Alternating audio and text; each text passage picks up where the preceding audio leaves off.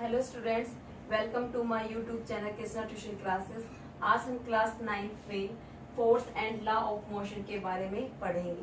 सबसे पहले हमें ये पता होना चाहिए कि फोर्स होता क्या है। फोर्स बेसिकली क्या होता है? पुश और पुल, यानी कि किसी वस्तु को आगे या पीछे की तरफ धकेलना, यानी कि उसकी पोजीशन को चेंज करना, क्या कहलाता है? फोर्स कहलाता है।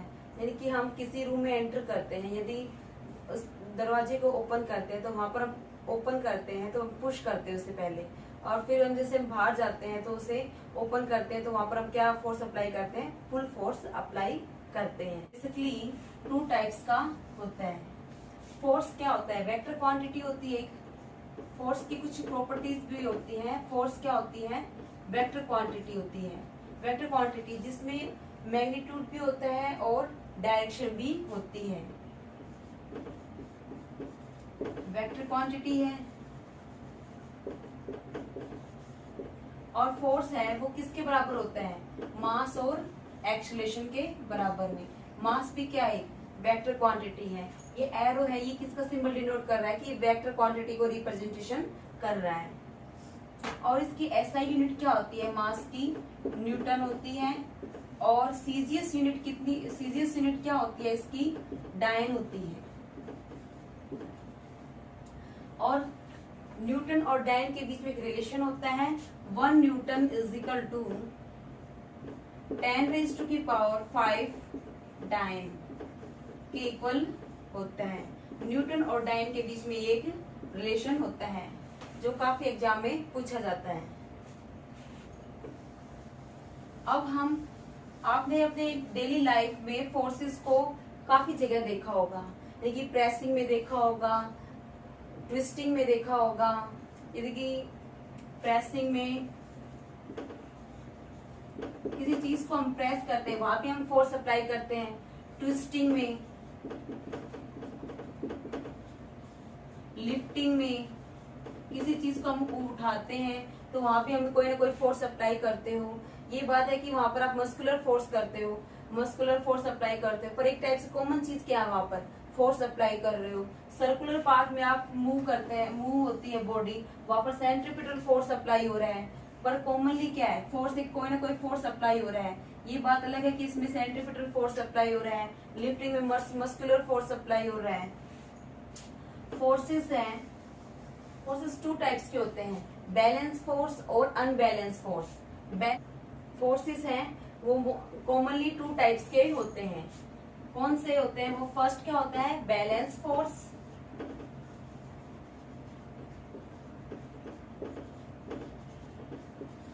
और सेकंड क्या होता है? Unbalance force.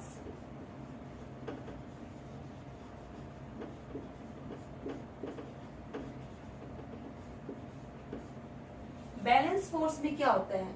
जो भी बॉडी के ऊपर फोर्सेस लग रहे हैं, सारे फोर्सेस वो क्या हो? 0 हो। देखिए इसमें फोर्सेस क्या होते हैं? Resultant force. रिजल्टेंट फोर्स किसके ऊपर? Resultant force acting on a body is 0। किसके ऊपर जितने भी फोर्सेस लग रहे हो वो क्या हो? 0। वो क्या कहलाएगा? Balance force. अनबैलेंस में resultant force is not 0। Resultant force किसी बॉडी के ऊपर लग रहा है वो 0 ना हो। Resultant force are resultant force not 0। Body के ऊपर नॉट रिजल्टेंट फोर्स क्या हो? Not 0 is called a unbalance force. हम इन दोनों को एग्जाम्पल के थ्रू अच्छे से डिफाइन करते हैं। सपोज ये मैंने कोई कार ली,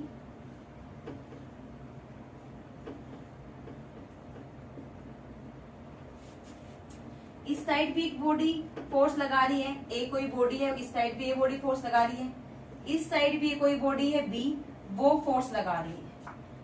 इस साइड भी कोई फोर्स लग रहा है, इस साइड भी। ये 10 न्यूटन फुल फोर्स लगा रही है ए बॉडी, ये भी 10 न्यूटन फोर्स लगा रही है। न्यूटन क्या है? यहाँ पर फोर्स की यूनिट बताई थी मैंने, न्यूटन, इसलिए हमने यहाँ पर न्यूटन रिप्रेजेंट किया है।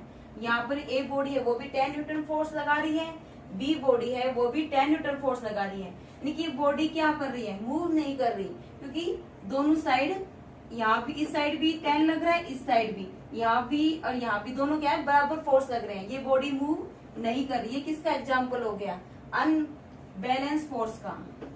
ये क्या हो गई, बैलेंस, देखिए no changement of a body, of a position, position में कोई भी चेंजमेंट नहीं आया।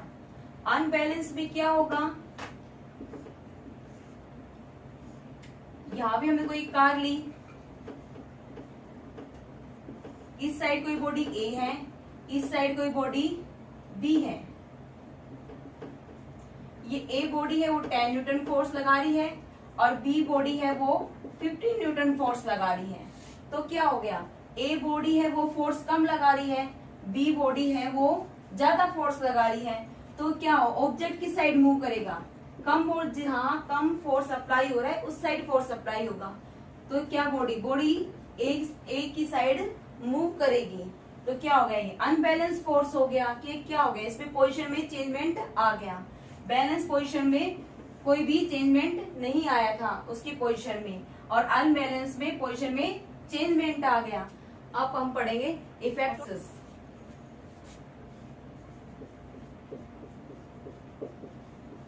Effect of force.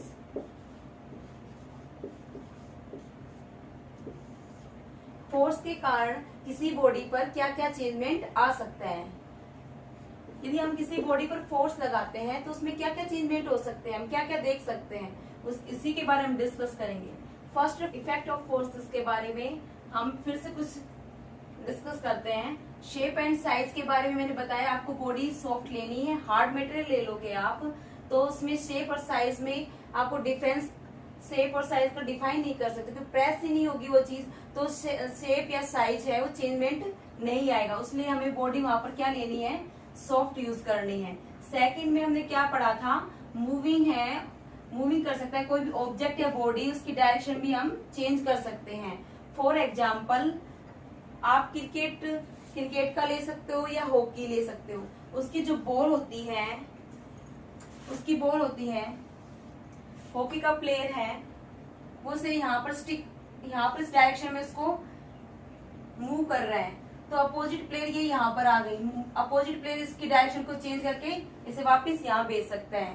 तो क्या हो गया, इसकी डायरेक्शन चेंज हो गई, पहले ये यहाँ थी, फिर यहाँ आई, फिर ये यहाँ आई, इसकी डायरेक्शन कितनी बार चेंजमेंट हो गई, सीधी गई, फिर ये वापस return to back a position की तरफ आ गई, तो इसकी डायरेक्शन में चेंजमेंट हो गया कि वहां पर भी कोई ना कोई फोर्स लग रहा है। Force can change the speed of moving body.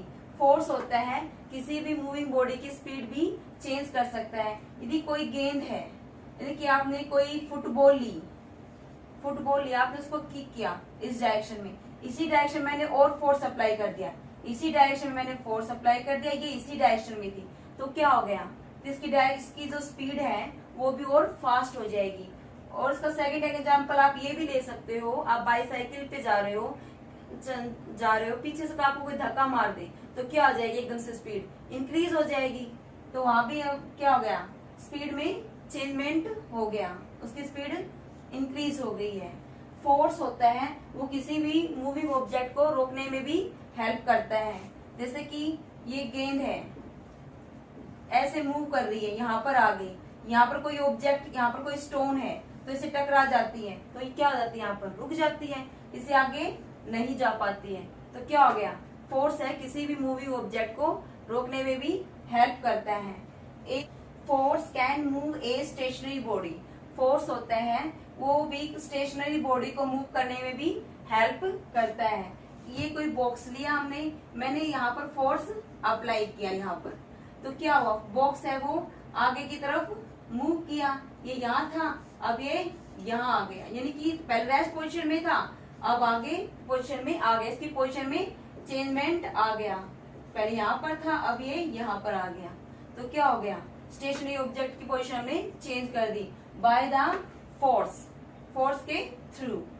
Next video में हम लॉ ऑफ मोशन के बारे में डिस्कस करेंगे। आज के लिए इतना ही। थैंक